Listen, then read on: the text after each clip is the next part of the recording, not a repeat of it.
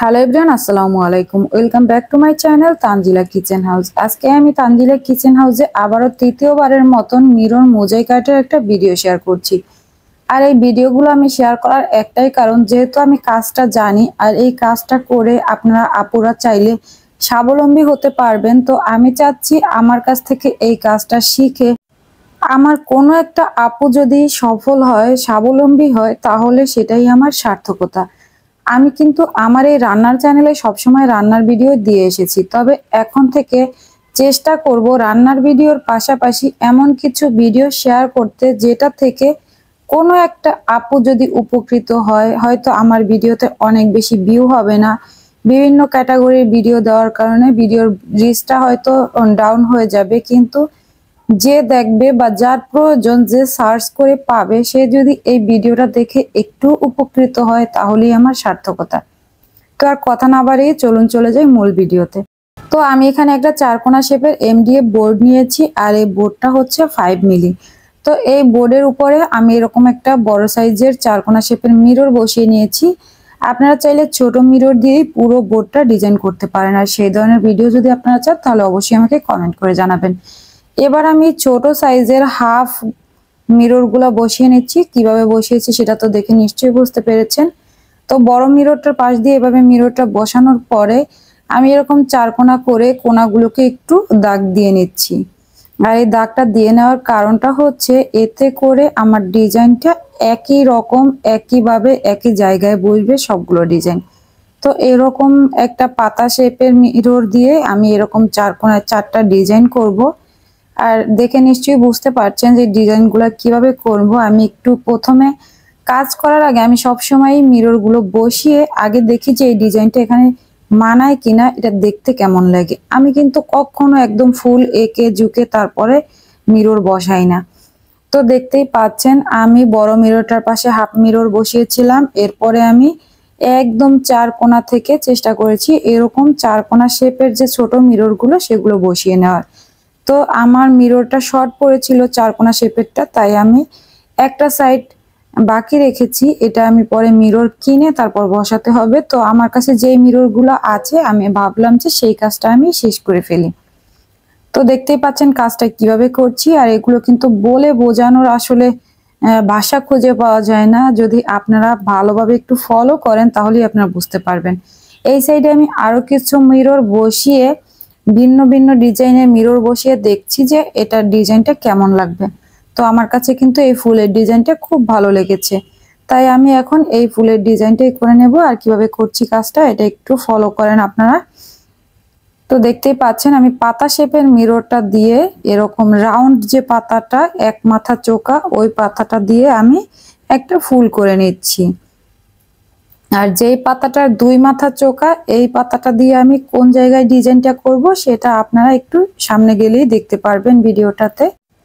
তো এভাবে করে আমি ফেভিকল গ্লুটা দিয়ে এভাবে বসিয়ে নিচ্ছি পাতাগুলোকে। আর হ্যাঁ, আপনাদেরকে একটা কথা তো বলতে ভুলেই গিয়েছি। আপনারা যখন বড় মিররটা বসাবেন, বড় মিররটা মাঝখানে বসানোর পরে আগে আপনারা আঠা ছাড়া বসিয়ে নেবেন। বসিয়ে তারপরে 4 ও 5টা আপনারা একটু ইঞ্চি টেপ দিয়ে মেপে নেবেন যে সমান আছে কিনা 4 ও 5টা। যদি 4 ও 5টা সমান না থাকে সেক্ষেত্রে একটু ইঞ্চি টেপ দিয়ে মেপে 4 ও 5টা সমান একটা দাগ দিয়ে চারপাশ থেকে যেন সমান হয় প্লেসটা, তারপরে এই মিররটাকে বসাবেন। এতে করে চারপাশের ডিজাইনটা যখন আপনি করবেন তখন কিন্তু খুব সুন্দরভাবে সেট হয়ে যাবে ডিজাইনটা। না হলে কোনো জায়গায় এই ডিজাইনটা ঠিকভাবে সেট হবে, তো কোনো জায়গায় ঠিকভাবে বসবে না।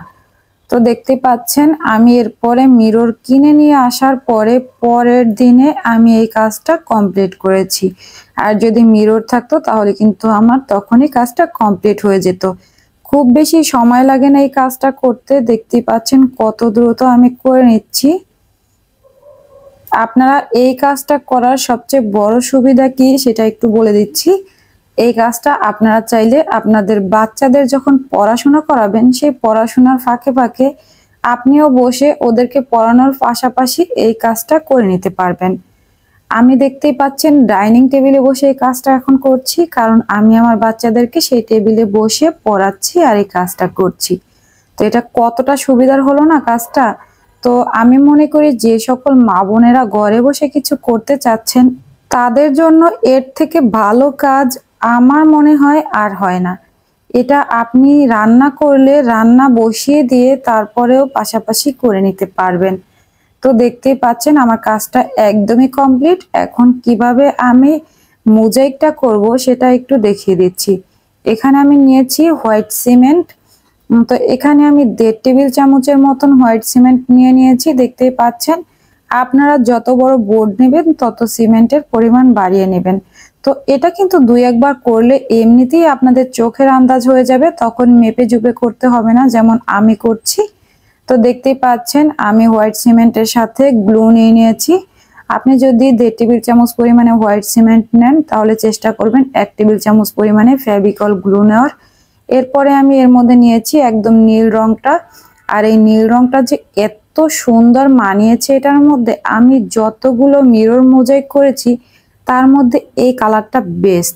এত সুন্দরভাবে ফুটে এই কালারটা আমি ভাবতেই পারিনি। দেখতেই পাচ্ছেন একদম যেন ফুটে আছে কালারটা। তো এখন আমি আপনাদেরকে কাগজের একটা এই যে ভিজিটিং কার্ড থাকে সেই কার্ড দিয়ে দেখিয়ে দিচ্ছি কিভাবে এটা ফিনিশিং করবেন। তো কার্ডটা দিয়ে কিন্তু আমি ঘষে ঘষে এটাকে খুব ভালোভাবে ফিনিশিং করে নিয়েছি। এরপর আবার একটু হাত লাগাতেও হলো, হাত দিয়ে একটু ভালো করে চারদিকে লাগিয়ে নিচ্ছি, এতে করে যদি কোথাও কোনো ফাঁকা থাকে সেই জায়গাটা ভালোভাবে সেট হয়ে যাবে। এরপর আবার আমি কাগজের কার্ডটা দিয়ে সমান করে নিয়েছি পুরো চারদিকটা। এর আগের ভিডিওতে কিন্তু আমি প্লাস্টিকের একটা ডো কাটার দিয়ে তারপরে এটাকে সমান করেছি। তবে সবার কাছে যেহেতু এটা অ্যাভেলেবেল না, যারা নতুন কাজ করবেন তারা কিন্তু এরকম একটা ভিজিটিং কার্ড দিয়ে এটা সমান করে নিতে পারবেন। এরপরে 5 থেকে 6 মিনিট ওয়েট করার পর যখন একটু হাত দিয়ে ধরে দেখবেন যে এটা আর হাতে লেগে যাচ্ছে না সিমেন্টটা, তবে 5 থেকে 6 মিনিট পরেও যদি আপনার হাতে সিমেন্ট লেগে যায় তাহলে কিন্তু এটা মুছবেন না কোনোভাবেই। তো সিমেন্টটা যখন আপনার হাতে লাগবে না তখন আপনি এটাকে ভিজা একটা কাপড় দিয়ে এরকম ঘষে ঘষে আয়নার উপরগুলো পরিষ্কার করে দিবেন। এরপরে এটাকে ভালোভাবে মুছে ওয়ালে টানিয়ে দিবেন। আর ওয়ালে টাঙানোর পরে এর কালারটা যে একদমই চেঞ্জ হয়ে গিয়েছে। আমার কাছে মনে হচ্ছিল যে কালারটা ওয়ালে লাগানোর পর একদম চেঞ্জ দেখা যাচ্ছে। এটা ক্যামেরার কারণে কিনা আমি বলতে পারছি না। তো ভিডিও ভালো লাগলে লাইক কমেন্ট শেয়ার এবং চ্যানেল সাবস্ক্রাইব করবেন। আজকের মতো এখানেই বিদায় নিচ্ছি। আল্লাহ হাফেজ।